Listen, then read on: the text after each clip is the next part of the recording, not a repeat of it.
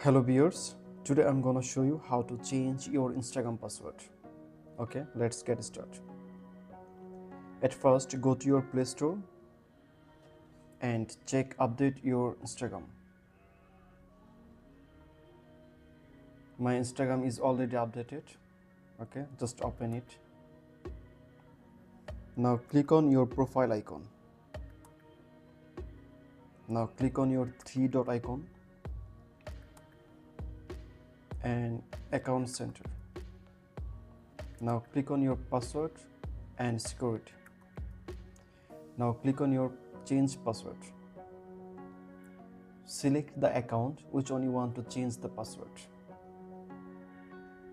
Now type your current password. Now type your new password. Now retype your password. Now type your change password. If you found this video helpful, please subscribe to my channel. Thank you.